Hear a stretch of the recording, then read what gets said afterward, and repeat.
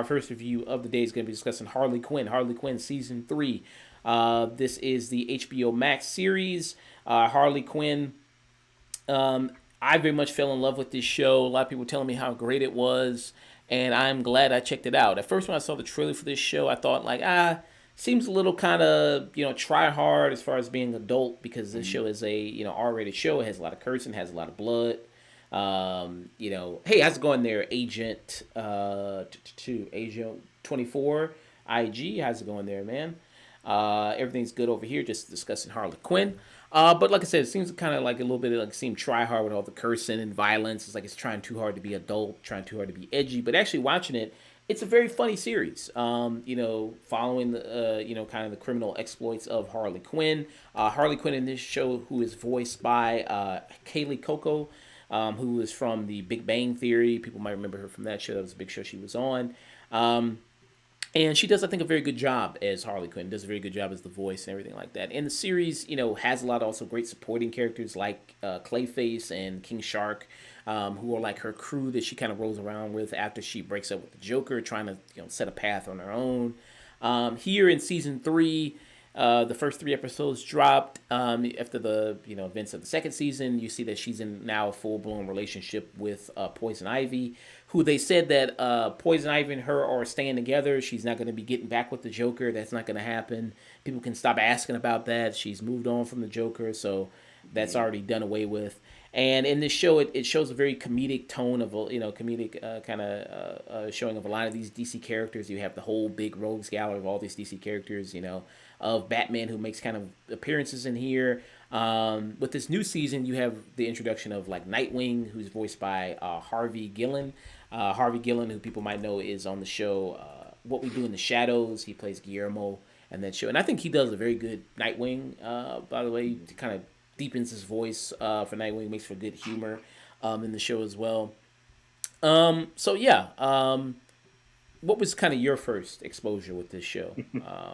I mean, I watched the first episode with Moon Metaphysics, and then but I haven't watched any of the season like that. I had it like on in the background and shit like that, but I watched these 2 episodes today, and it felt like this one is like the Delma and Louise season, But she still is.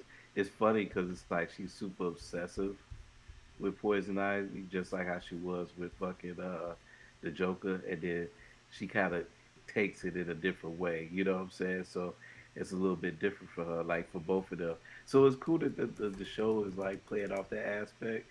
And I'll definitely keep finishing the season from shit. I'll finish it from there. I know I got to go back though, but I'll finish it from there. But the first 2 episodes pretty funny. You know what I'm saying? And then Nightwing crazy ass coming up in the he just trying to have a big contest with Batman. You know what I'm saying? And Batman was fucking funny too. You know what I'm saying? But at the end of the day, both of them is crazy. Like even Poison Ivy, that is crazy too. She'll be knowing what to do. She be having panic attacks and shit. She'll know what the fuck to do. She be doing dumb shit. You know what I'm saying? So both of their asses crazy. 2 crazy ass motherfucking hoes going out here. They just happen to be fucking evil motherfucking hoes. That's all it is. But they crazy. So Yeah, when I started watching this series, it's a quick binge too. I mean, each episode's only like 30 minutes, a little below that. So it's typically a quick binge as you can check out this series in 3 seasons. 3 episodes of the season 3 so far. And with that, I think it's very enjoyable, very funny. And this season, you see kind of like you said, good comparison, Thelma and Louise, kind of with Harley and Ivy. You see kind of them palling around with each other and how that relationship and them trying to really get to know each other more. And you see kind of this whirlwind they have of like going on crime and doing all these kind of terrible things together. But the thing about these, I think this show is like you have a lot of these kind of great characters who are kind of lovable villains, what I mean, lovable kind of criminals in a way, even though they're doing bad stuff. I mean, it's just done in such a humorous way. It kind of makes you root for them.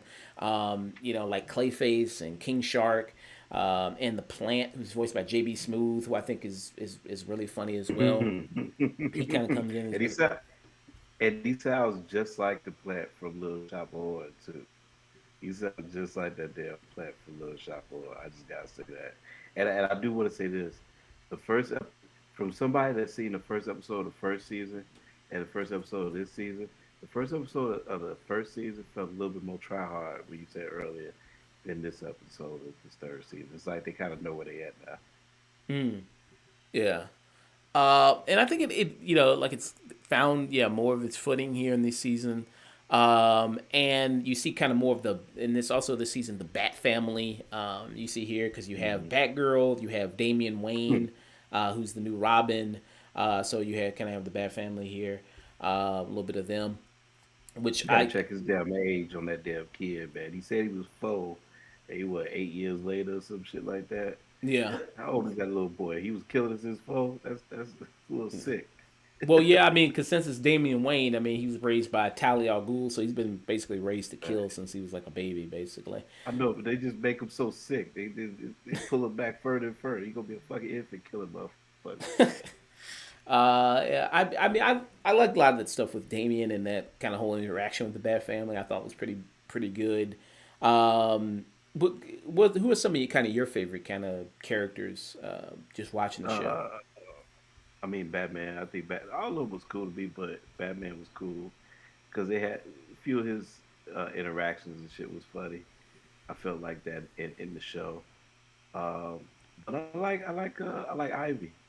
I think Mm, I like Ivy. I like just her take on being like kind of new to this type of relationship thing. You know what I'm saying? And not really sure like of how this person just obsessed with. And sometimes she'll know how to take it, and sometimes she'll know how to take being a leader and shit. She's obsessed with the damn girl so much uh, that Harley Quinn only knows how to be a damn sidekick. You know what I'm saying? Like, so the show shows you that too. That like that's the only role that she knows is how to be like a sidekick. You know what I'm saying? So even when she gets with Poison Ivy, she's the she praises Poison Ivy as the dominant one and makes her the leader and shit like that. So those are the things that I've seen on the show. mm, yeah. And then in this season, it's all about kind of like Poison Ivy trying to terraform Gotham. She's got this big plan. She wants to Mm. kind of turn the city into that, which is usually typically a plan of Poison Ivy, what she do because she's all about the plants, all about the environment. Um, and you kind of see like how in this how they kind of have somewhat of different kind of ways of doing things, different kind of lifestyles. Because you see when Poison Ivy goes to kind of her oasis, her paradise. It's like, well, there's no phones, there's no internet, and Harley's just going absolutely crazy. She's bouncing off the walls. You know what I mean? And it's just being a part of a couple, learning more things about your partner. What you like, what you don't like. Try to what I mean. Kind of work with them because at the end of the day, you do love them. And I like seeing the relationship between Harley and Ivy. I do kind of really like seeing that. I hope it's portrayed in a live action movie. I know Margot Robbie, who plays Harley Quinn in live action, said she would kind of maybe want to do that eventually. Mm. Kind of do that kind of relationship. Um, yeah, I mean, there's a lot of really great stuff I think to love about this show when it comes to the humor, when it comes also to the characters, and also when it comes to also the commentary that it has about fandom in general. I think Mm. is really good, and them kind of poking jokes not only at the characters, but the entire DC universe, the fandom of it, even the streaming service. They make a joke about that in here in the first episode about HBO Max, which I think is pretty good. Yeah, and as let's see here, Clayface was good too, man. I like Clayface. He was good. I like Clayface is Clayface. voiced by Alan Tudyk. Yeah, yeah, he kind of has that very theater voice that he does, because Clayface, Mm. his whole origin story was he's an actor, and then he, turned into Clayface before. Javon Good mentioned that Chris Rock's girlfriend voices Poison Ivy, Lake Bell. She Mm. voices Poison Ivy, and so bringing it Like back Ben. to Will Smith there, bringing it back to that discussion. But Right. yeah, It's all the public circles. it's all circle, yeah. You have Dietrich Bader who voices Batman in this, who I think does a very good Batman as well. Dietrich Bader, he also voiced Batman, I think, on Batman Brave and the Bold, didn't he? Hmm. Uh, I barely watched Batman Brave and the Bold. I used to watch the old Batman like everybody else, like the one that everybody's in love with. You know what I'm saying? Like Batman, what was it, 95 or something like that, some shit like that back then. So mm, yeah, I never watched the Batman Brave and the Bold, but I did like him though. You know what I'm saying? I did like him in the movie. Did they have in the show? They had one joke where he was kind of like still trying to keep his fucking identity and shit. He's like, man, they should leave that family alone. Like come on, man. Because they uh, were talking about a book with the Wayne family or some shit like that, and he was like, "A book? Like who the fuck sanctioned that?" Like he didn't know shit about it. So it makes it makes it even more funny, like you said, with the fandom and shit, because we know Bruce Wayne's a millionaire, but he also does his Batman shit. So he probably don't be doing what the fuck is going on with his likeness at times. I mean, I think there's a lot of great writing in the show that is very good. I'm glad it got continued. And the voice performances are really good. Like you have a lot of great, like Shania Lathan's in this season. She's Catwoman. She even even the design of Catwoman even looks kind of similar to Shania Lathan, I think. There, and you see Batman. He's rubbing the feet. I guess he's a feet guy. You know what I mean? Hey, that's what you do. I mean, hey, if I was dating Catwoman, I'd do the same thing. I can't lie. You know what I mean? It's Shania Lathan. Oh yeah, Uh, of course. yeah, who's been fine her entire life. So, got to do that. Um, you also have like great performance. Christopher Maloney, who people know from Law and Order SVU. He's Commissioner Gordon. Who Commissioner Gordon in this is a complete sad sack loser.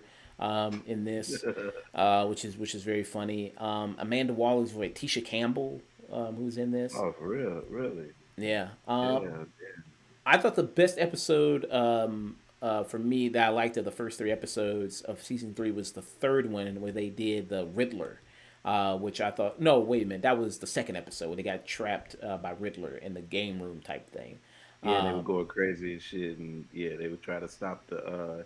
They had to lose the chess tournament and shit. Yeah. And the voice of the Riddler, I believe it was the same guy from Community, who's the principal, who I thought that was a very funny voice role. If I'm not Mm. mistaken, I believe that was the voice of the principal from Community, which was very very well done.